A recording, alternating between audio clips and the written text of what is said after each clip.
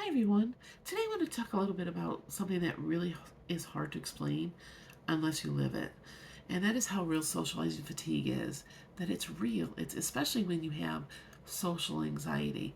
Social anxiety isn't a trendy word for me. It's not something I say for attention, and it's not me being dramatic. It's something that affects how much energy I have, how present I can be, and how long it takes me to recover afterward, even when I've had a genuinely good time.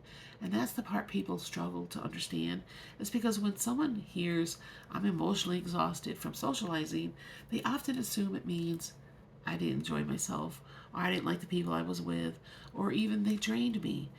And that's just not true. This past Saturday, we had friends over for game night, and I had a really good time. I laughed, I felt connected, I enjoyed every moment of it. Nothing went wrong. There was no awkward moments, no tension, just really nice night with friends. But on Sunday, I paid for it. I woke up feeling like I had run a marathon.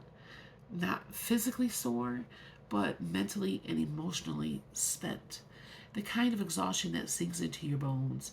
And the only way I know how to describe it is this: when you have social anxiety, being on takes a lot of energy, even when you're happy, even when you feel safe, even when you want to be there. For me, socializing means constantly staying focused, monitoring my monitoring my tone, my facial expressions, my reactions, making sure I'm staying engaged, making sure I am present, and making sure I don't drift or disconnect or shut down. It's like running a background program in your brain the entire time. And people don't see that part. They just see me laughing or playing a game or participating in conversation. They don't see how much effort it takes to stay regulated, grounded, and present in the moment. So when Sunday came, and I just needed to be quiet. I needed to cancel my plans. I needed to rest. I needed to recharge. It's not because I regretted the night, not at all. It's because my nervous system is tired. Social anxiety doesn't always look like panic or avoidance. Sometimes it looks like showing up anyway and then needing time afterwards to recover. And I think that's where the misunderstanding happens, because we live in a culture that equates enjoyment with energy. If you had fun, you should feel energized. If you're tired, something must have gone wrong. But for some of us, enjoyment and exhaustion exist at the same time. I can love the experience and still need space afterwards. I can cherish the memories, which I do, and still need a quiet day to regulate. That doesn't cancel out the joy. It doesn't mean the people were too much, and it doesn't mean I didn't want to be there.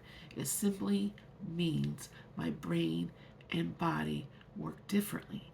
Recharging isn't rejection, resting isn't critique. Needing solitude afterwards isn't a sign of disconnection, it's maintenance. It's how I take care of myself so I can keep showing up. And honestly, learning to honor that has been a process and continues to be. There was a time when I felt guilty for needing recovery time, like I had to justify it, explain it, or push past it so I didn't disappoint anyone. But pushing through only made things worse and made me resentful and burned out, disconnected from myself and from others. Now I try to listen. If Sunday needs to be quiet, then Sunday is quiet. If I need to be recharged, regulate, and slow down, I let myself. Because social anxiety doesn't mean I don't want to make connections. It means connections cost me more energy. And that doesn't make me broken. And for years I thought I was. It makes me just human. So if you've ever felt this way, if you've ever loved being with people but needed that time afterwards to recover, you're not alone. And if you're someone who doesn't experience this, I hope this helps you understand that exhaustion doesn't equal rejection. It's not that I don't want to socialize with you. Sometimes it just means I had a great time and now I need to rest. Be easy on yourself. Give you grace and give you the time you need to get back to where you feel energized again.